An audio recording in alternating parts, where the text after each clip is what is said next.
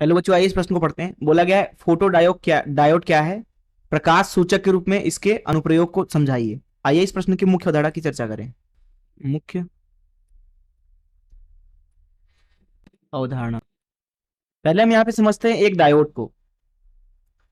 तो एक डायोड में एक पीएन डायोड समझते हैं।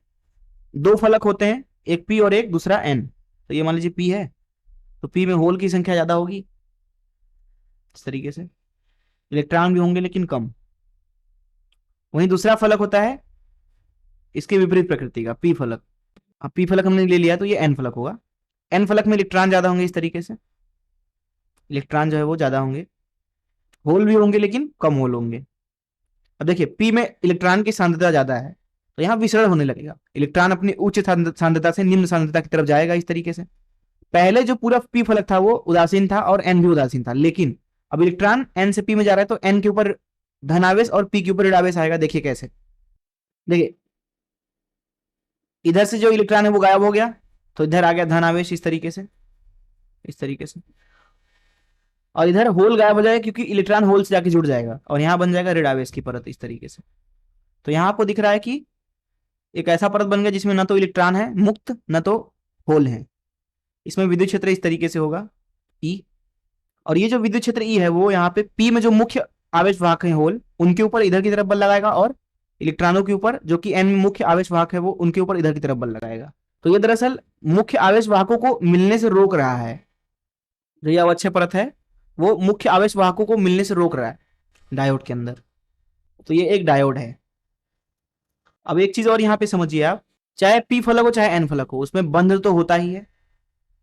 तो इलेक्ट्रॉन बंध में होते हैं और मुक्त भी होते हैं। तो यहाँ पे ऊर्जा की दो बैंड होती है किसी भी ठोस में। एक होती है संयोजी बैंड, संयोजी बैंड, और दूसरी है चालन बैंड, दूसरी है चालन बैंड। जो इलेक्ट्रॉन संयोजी बैंड में होते हैं वो बंध से जुड़े होते हैं, उनकी वजह से कोई चालकता नहीं होती। लेकिन जो होल होते हैं वो अगर संयोजी बैंड में है तो वो चालकता के कारण होते हैं। वहीं जो इलेक्ट्रॉन चालन में होते हैं, चालन बैंड में, उनकी वजह से चालकता होती है। अगर हम क्या करें कि यहां पे डायोड के ऊपर प्रकाश आपतित कराएं, इस तरीके से प्रकाश आपतित कराएं, तो जब आप एक विकिरण को यहां पे आपतित कराएंगे तो जो ये संयोजी बैंड में इलेक्ट्रॉन है उनको जो ये ऊर्जा अंतराल है जिसको हम ईजी बोलते हैं वो मिल जाएगा। उसकी वजह से ये ऊपर जा सकते हैं इस तरीके से। तो जब ये ऊपर जाएंगे तो यहां पे होल उत्पन्न हो जाएगा इस तरीके से, और यहां पे इलेक्ट्रॉन आ जाएगा इस तरीके से।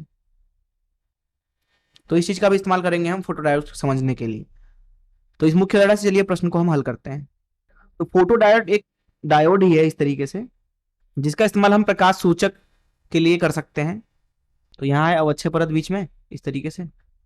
अवक्षय परत में अगर इधर पी है और इधर एन है तो विद्युत क्षेत्र इधर होगा इस तरीके से अवक्षय परत की। अब देखिए यहाँ पे मान लीजिए आप इस तरीके से विकिरण आपतित कराते हैं जिनकी ऊर्जा एच म्यू है। यहाँ पे हम क्या कर रहे हैं, विकिरण ऊर्जा यहाँ पे ला रहे हैं। अब जो ये एच म्यू है मान लीजिए कि ईजी से ज्यादा है या ईजी के बराबर है, तो क्या होगा यहाँ पे अवक्षय परत के अंदर, और प्रकाश अगर पी पे पड़ रही होगी तो पी के ऊपर भी और एन में भी क्या होंगे, इलेक्ट्रॉन और होल के युग्म पैदा हो जाएंगे। मान लीजिए कोई ये बंध है इस तरीके से, तो जो इलेक्ट्रॉन है वो क्या करेगा, बंध को छोड़ करके मुक्त हो जाएगा इस तरीके से, और यहां होल उत्पन्न हो जाएगा। तो यहां पे भी इलेक्ट्रॉन और होल बनेंगे, और यहां पे भी इलेक्ट्रॉन और होल बनेंगे, और यहां पे भी इलेक्ट्रॉन और होल बनेंगे।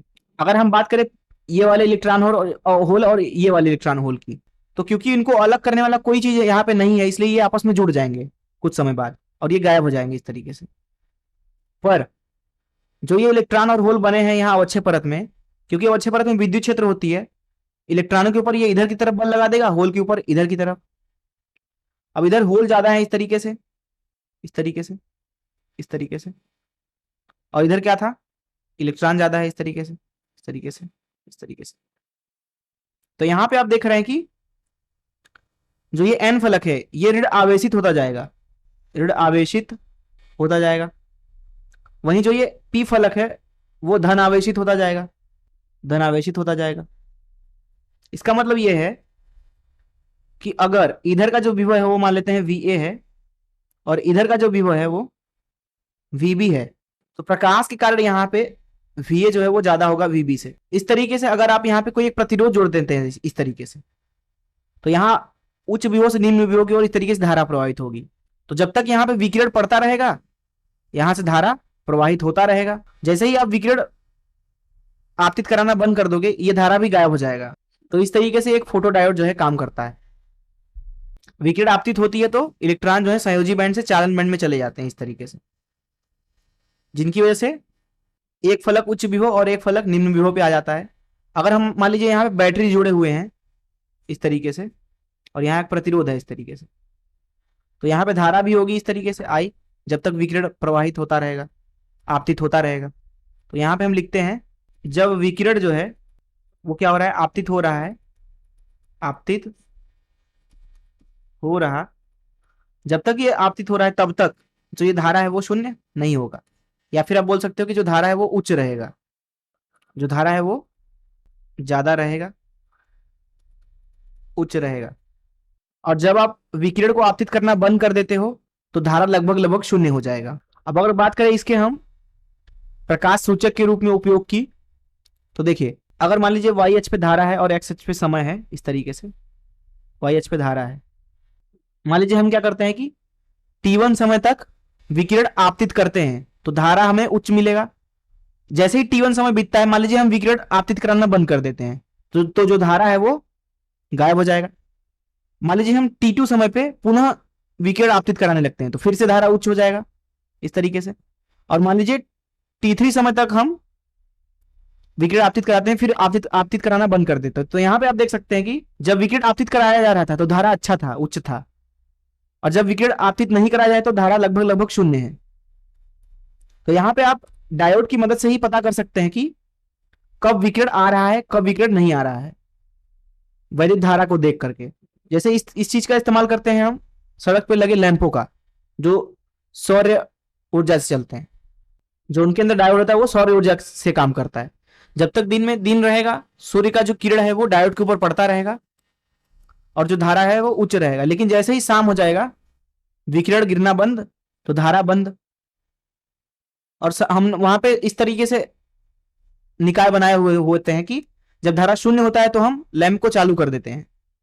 तो इस तरीके से हम इसका इस्तेमाल कर सकते हैं विकिरण सूचक के रूप में। मैं आशा करता हूं कि आपको इस प्रश्न का हल जरूर समझ में आया होगा। धन्यवाद।